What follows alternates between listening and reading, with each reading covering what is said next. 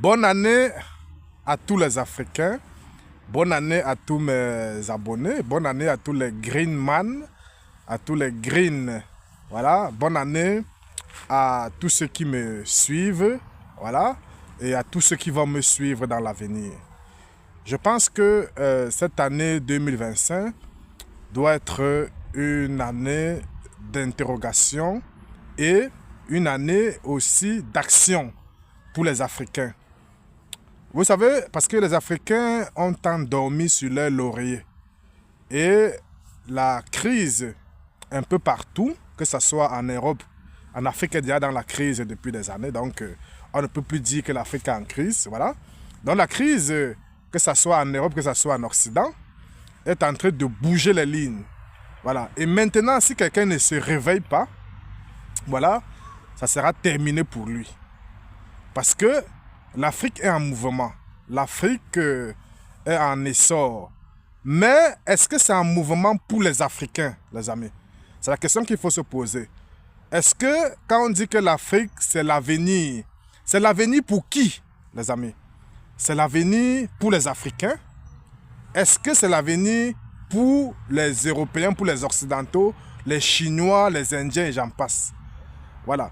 Parce que l'Afrique doit être l'avenir pour nous les Africains, les amis. C'est pour cela que quand nous sommes en Occident, nous devons être des espions de l'Occident. Parce que je pense que le moment de venir vivre, de venir faire sa vie en Occident est arrivé à expiration avec la crise.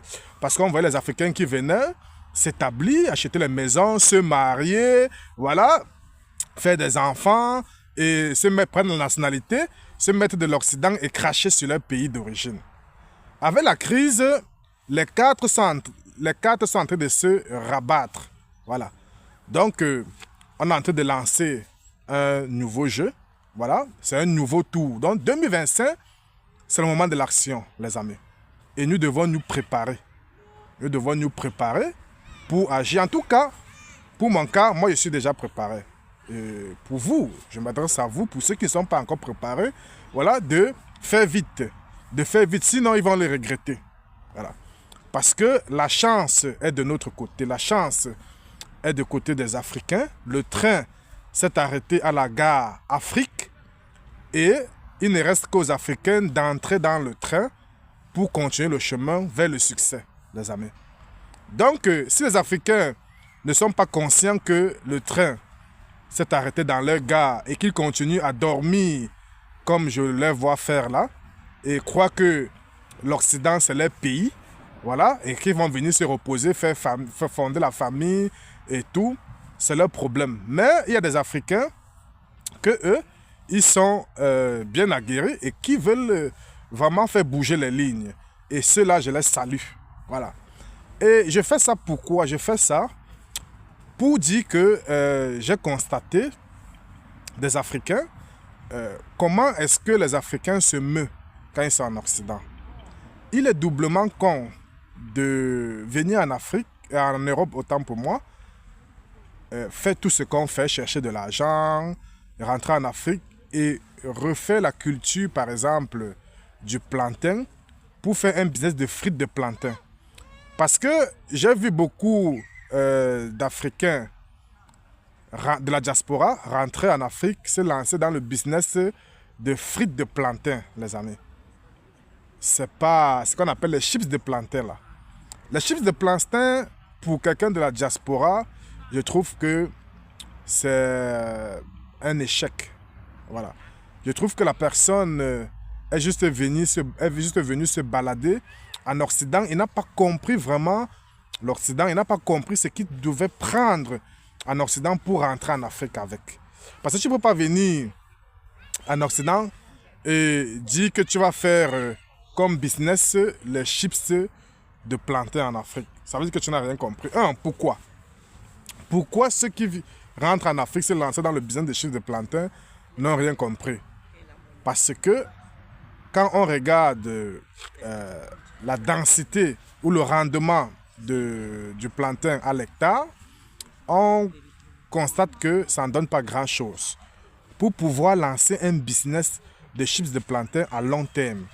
Parce que la densité à l'hectare n'est pas assez intéressante. Et ça, c'est d'une. Deuxième chose, le plantain dure 1 an pour pouvoir entrer en maturation, en maturité, et pour pouvoir récolter. Vous voyez un peu. Voilà. Et ça aussi, trop de... à un moment donné, il y a des risques que le vent puisse faire coucher, détruire toute votre sément, votre récolte et tout. Voilà. Donc, il y a beaucoup de risques et il faut faire très attention, les amis. Alors qu'en Occident, qu'est-ce qu'on observe? En Occident, on observe que ceux qui se font de l'argent, c'est ceux qui font des chips de pommes de terre. Vous voyez un peu? Et quand on peut observer, on voit que les chips de pommes de terre, c'est 3 mois. Les chips de pommes de terre, c'est 3 mois. Et ça te permet d'être sur le marché à long terme. Et j'aimerais rappeler que pour faire les chips de pommes de terre, il y a des variétés pour cela. Il y a des variétés pour faire les chips de pommes de terre, il y a des variétés pour faire les pommes de terre de cuisson qu'on mange à la maison, qu'on fait des rôtis avec. Donc, c'est différentes variétés pour le besoin que nous voulions. Et il faut le savoir avant de se lancer dans ce business-là, les amis. Donc, ceux de la diaspora qui sont en Occident, doivent s'informer dans quelle est la variété de pommes de terre qui me permettent d'être dans le business des chips de pommes de terre, en fait. Parce que dans les chips de pommes de terre, il y a certains goûts, c'est croquant, il y a même la façon même de faire frire ces pommes de terre-là qui comptent beaucoup, les amis.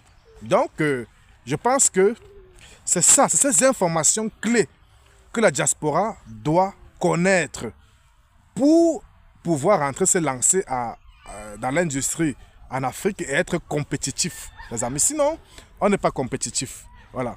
Donc, je pense que durant cette année 2025, je vais vous procurer des informations comme ceci, dans ce sens, donc avec des industries italiennes, voilà, où je vais vous montrer les secrets des industries italiennes, les machines, voilà, que les Italiens font pour être leaders dans certains secteurs, les amis. Donc, durant cette année, on va passer dans l'action, voilà, en vous montrant comment l'industrie italienne fait pour être leader. Voilà.